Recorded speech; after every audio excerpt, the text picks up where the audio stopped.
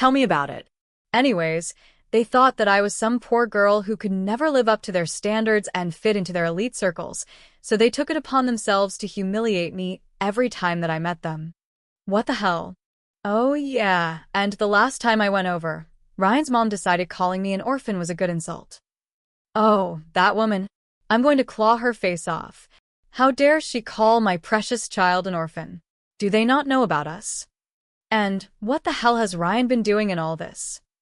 I didn't tell them about you guys because I knew that their opinion of me would change if they knew, and I wanted them to like me for who I was and not for my wealth. As for Ryan, he's siding with them. He thinks that I was disrespectful when I stood up for myself. Honey, are you sure this is the man you want to be with? I love him a lot, but this is not how I want it to be. We haven't been speaking to each other for the last 2 weeks, and I'm surprisingly okay with that. All right, sweetie. I'll get you in touch with one of my friends over there. As for your worry about us not being able to help you out, I think we might actually be able to help you get a little sweet revenge, huh? What? What do you mean? Your dad and I are coming there next week. We wanted to take you and Ryan on a vacation, but now we can just take you. More things for us to do together, I guess. Really? Oh my God, I'm so excited to finally get to see the two of you in person again. That was a real pick-me-up. Finally, I felt happy after so long. The three of us continued to talk for a little while after that. Dad elaborated on his plan to help me. After a little while, he asked me where these dinners of theirs were being held, and as far as I knew, they took turns hosting in their house and at restaurants. Conveniently, the week that my parents were coming, the dinner was going to happen in a restaurant. I needed to get information on where exactly this dinner was going to be held, so I could provide my parents with the location. Thankfully, I had Ryan's email logged into my phone, and if there was one thing I knew about Lydia and Gregory, it was that they loved to email everyone everything. It wasn't that hard to get the location, and I gave it to my parents. At the same time, my mom's lawyer friend contacted me, and we got started on the process of filing for divorce. My parents landed in the States and decided to check into their hotel, where I met them. We had lunch together, and then the two of them sent me on my way for a spa day that they entirely paid for because they thought I deserved it while they got ready to get revenge on my in-laws. My parents walked into the restaurant that Ryan and his family were at. According to Dad, when they approached the table, Gregory and Lydia began to murmur among themselves as they recognized just who he was. Mom told me that this was how the conversation went. Hello. Oh my gosh, Mr. Harrington. What brings you here? Oh wow, I just happened to see some familiar faces, and I figured that I could drop in and probably dine with you. Familiar faces? Who are you speaking about, Mr. Harrington? Well, I see Ryan. Well, hello. A pleasure to meet you. You? My daughter has spoken a lot about you. But speaking of my daughter, where is she? Your daughter? I'm afraid you're mistaken. I don't think she's here. But she should be, right? I'm sorry, Mr. Harrington, but we didn't even know that you had a daughter. Of course I do, and she's married to Ryan. What? I'm sorry, but I think you're mistaken. Yes, his wife's name is Evelyn, and she was an orphan. Yes, I do know that, and that is why we adopted her. Excuse me? You're her dad. Yes, and from what I see, she isn't here. She's been telling me that there have been some problems with her in-laws, but I see what the problem was. It was you. No, she was the one who hid this huge thing from us. If we knew, you would have treated her better. She didn't want you to treat her nicely because of her background. Oh, well, she did ask me to hand this over to Ryan. My dad handed Ryan the divorce papers and walked out. After that, it only took a couple of phone calls for a lot of investors to pull away from Gregory's business. They were quickly crashing, and nothing was more satisfying than watching them crumble down to the levels that they made fun of. I got a lot of texts from all of Ryan's family calling me a bunch of nasty names, while some of them begged me to talk to my dad and reverse what he had done. Ryan thankfully signed the divorce papers without any hassle. My parents and I went on a long vacation after that. I had the time of my life, and I slowly began to heal. Yeah, it hurt that I had lost the love of my life, but I also learned just how important it is to stand up for myself. I'm forever grateful to my parents for everything they've done for me, and I can't wait to see what else life has to offer me. If your in-laws treated you this way and your partner never stood up for you, would you walk away or keep fighting for the marriage? Let me know your answer in the comment box below. Before we begin, don't forget to subscribe and tell me in the comments where you're watching from.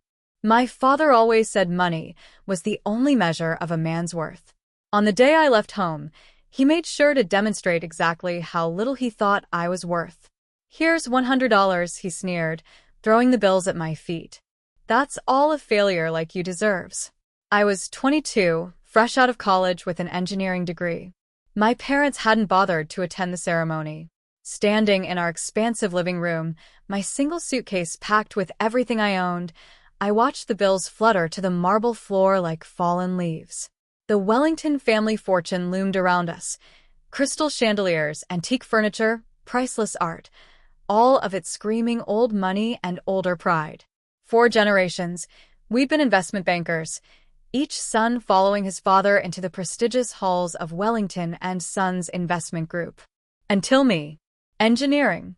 My father had spat when I declared my major. Engineers are glorified mechanics. No son of mine will waste his life tinkering with machines. But I saw something they didn't. While they were counting their millions in traditional investments, I recognized that the future belonged to technology. The next great fortunes wouldn't be made in mahogany-paneled investment offices. They'd be built in garages and labs by people who understood how to merge innovation with opportunity. My mother stood by the grand staircase, martini in hand at barely noon. "Edward, darling, there's still time to fix this. Come back to the firm. Your father can smooth things over with the board." I looked at her, really looked at her, seeing the practiced smile that had never quite reached her eyes. Growing up, I'd watched her measure her worth by the size of her diamond rings, each one larger than the last, as if trying to fill some void that kept expanding. "No, Mother. I'm done trying to be what you want." My father's face turned that dangerous shade of red I'd grown up fearing. "Then get out. You're no longer a Wellington. The trust fund, the connections, the legacy. You're throwing it all away for some foolish dream." I bent down and picked up the $100. The bills were crisp and new. He probably had his assistant get them from the bank specifically for this moment of theatrical cruelty. "Keep the trust fund," I said, tucking the bills into my wallet. "I'll build something of my own." My father laughed, the sound echoing off the high ceilings. "You?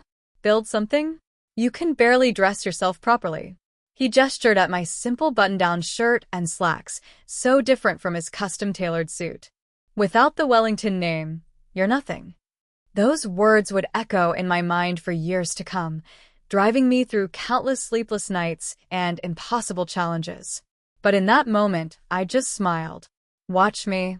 I walked out of that mansion with $100, a suitcase, and an engineering degree they thought was worthless. My childhood home's enormous iron gates closed behind me with a final, dramatic clang. Standing on the sidewalk, I realized I had no car. It was in my father's name. No place to live. The apartment near college had been paid for by the trust fund. And exactly $100 to my name.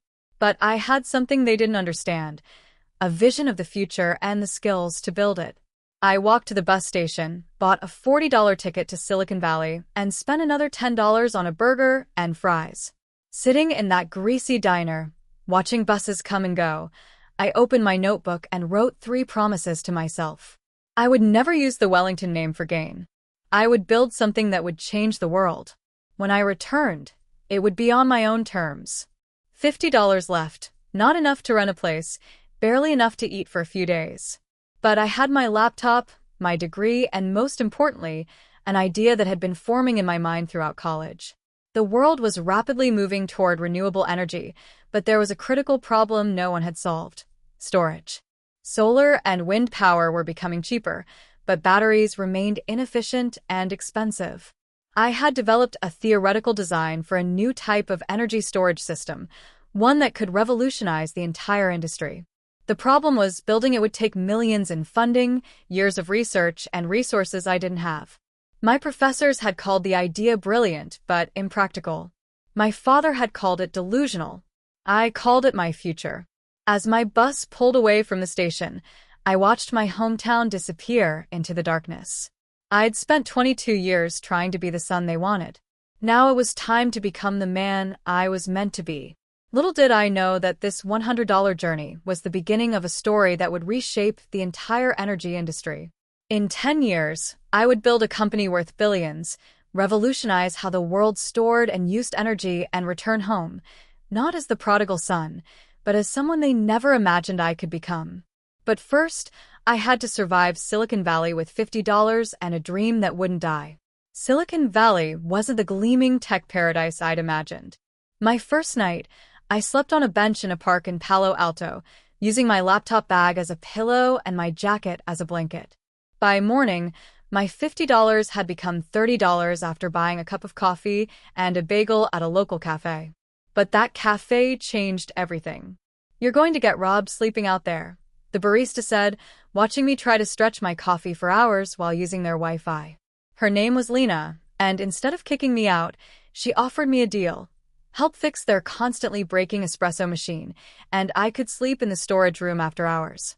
I fixed their machine in 20 minutes. The owner was so impressed he offered me a part-time job doing maintenance work. Just like that, I had income and a place to sleep, even if that place was a room full of coffee beans and paper cups. During the day, I worked at the cafe.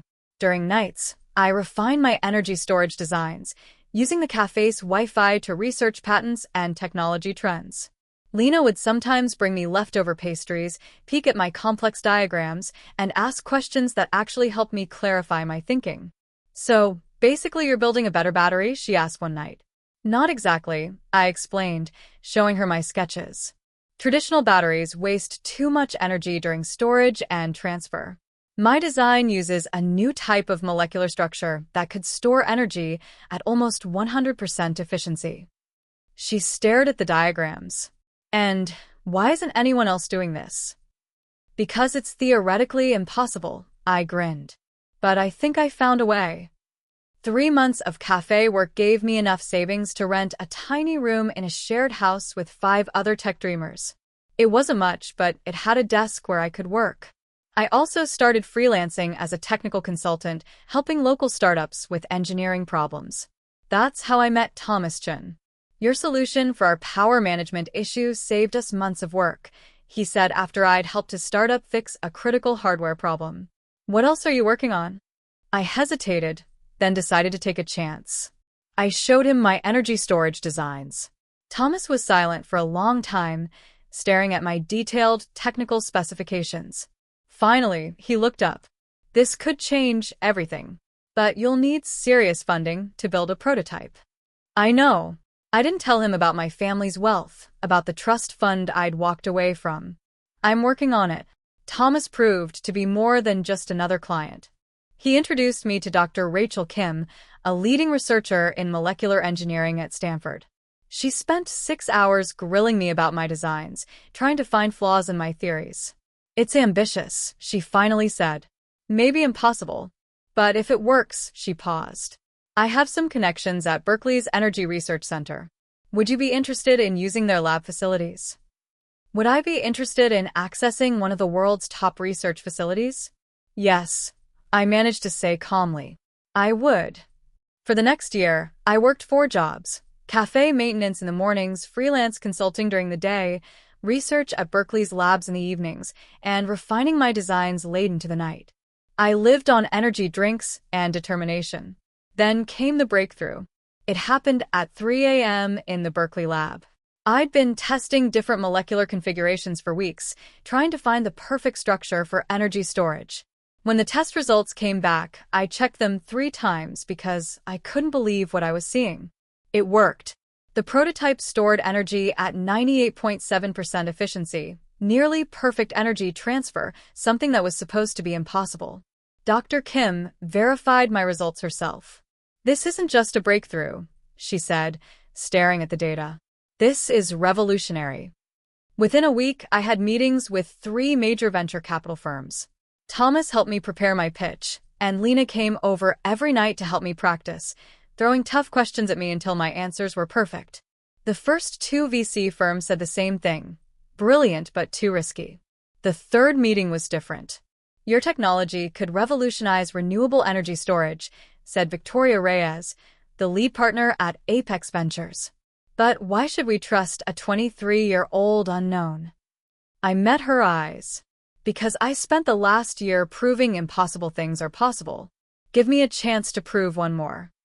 They invested $5 million for a 25% stake in my company, which I named Aurora Energy Systems. The name was a private joke, a new dawn rising from nothing. I moved the research to our own facility, hired a small team of brilliant engineers, and worked harder than ever. We faced countless technical challenges, numerous failures, and moments when it seemed everything would fall apart. But 2 years later, we did it. Our first commercial-scale energy storage system was ready for testing. When the results came in, they exceeded even our highest expectations. Our system could store and deliver energy with 99.1% efficiency, 3 times better than the best existing technology. The energy industry exploded with interest. Solar and wind power suddenly became not just viable, but economically superior to fossil fuels. Every major power company wanted our technology. Aurora Energy Systems went public 3 years after that first VC investment. The stock price doubled on the first day. By the end of the week, my stake in the company was worth over $100 million. I bought my first suit since leaving home. Not from the expensive tailor my father used, but from a boutique that catered to tech executives. Lena, now our head of operations, helped me choose it. Planning to show off for someone? She asked with a knowing smile. No, I said, adjusting the perfectly fitted jacket. But I think it's time to pay a visit home. I hadn't spoken to my parents in 5 years. Through business news, I knew Wellington and Sons Investment Group was struggling. Traditional investment banking was dying, disrupted by financial technology and changing markets. They needed to adapt, to invest in new technologies, exactly what I had tried to tell them years ago. Now they were facing their biggest crisis yet, a hostile takeover attempt by a mysterious tech-focused investment firm. What they didn't know was that the firm, Stellar Horizon Capital, was a subsidiary of Aurora Energy Systems. My company. I booked a flight home. My $100 million net worth was a far cry from the $100 I'd been left with. But I wasn't going back to reconcile or to gloat. I was going back to buy the company that had declared me worthless. Lena caught me staring at my old family photo before I left. Are you sure about this? I tucked the photo away. They taught me that money was the only measure of worth. Time to show them exactly what I'm worth. I didn't know then that my return would shake the Wellington family to its core, that my revenge would be both sweeter and more complicated than I'd imagined, or that the $100 lesson they taught me would end up costing them everything. But I was about to find out. The Wellington and Sons Investment Group headquarters hadn't changed. The same imposing limestone building, the same gold lettering, the same air of old money arrogance. But this time, I walked in through the front door, not as the disappointing son, but as the CEO of the company trying to acquire them. Mr. Carter, here to see the board, I told the receptionist, using the name I'd adopted after leaving. She directed me to the top floor, not recognizing the prodigal son returning home. The Wellington boardroom was exactly as I remembered, dark wood paneling, oil paintings of past chairmen, and the family crest carved above the fireplace. I played under that table as a child, listening to my father negotiate deals and destroy competitors. Now I sat at the head of that table, waiting. They filed in one by one, board members, executives, and finally my father. He'd aged more than 5 years should allow. His once commanding presence diminished by stress and failing fortune. He didn't recognize me at first, his eyes sliding past me as he took his seat. Gentlemen, I began. I'm here representing Stellar Horizon Capital regarding our offer to acquire Wellington and Sons. We're not interested in being acquired by some tech upstart, my father snapped, still not really looking at me. Wellington and Sons has stood for 150 years and will collapse within 5 if you don't adapt. I cut in, letting my natural voice replace the carefully neutral tone I'd been using. Isn't that right, Father? The room went deadly silent. My father's face went from red to white as recognition dawned. Edward. Hello, Father. Miss me? One of the board members, old Mr. Harrington, who'd known me since childhood, actually gasped. Little Edward Wellington? Actually, it's Edward Carter now. I corrected him. And I'm here to discuss the future of this company. My father, shocked, turned to anger. This is some kind of trick. You're working for Stellar Horizon. I smiled. No, father. I own Stellar Horizon. It's a subsidiary of Aurora Energy Systems. I enjoyed watching their faces as the connection hit them. Yes, that Aurora Energy Systems, the company revolutionizing energy storage technology worldwide. Impossible, my father whispered. You left with nothing. No, I said softly. I left with $100. Your last lesson about the value of money. Would you like to know what that lesson bought? I nodded to my assistant, who began distributing folders to each board member. Aurora Energy Systems is now worth $4.2 billion. Stellar Horizon Capital, which you somehow failed to investigate properly, is our investment arm. Over the past year, we've been quietly buying Wellington and Son stock through various shells and subsidiaries. I opened my own folder.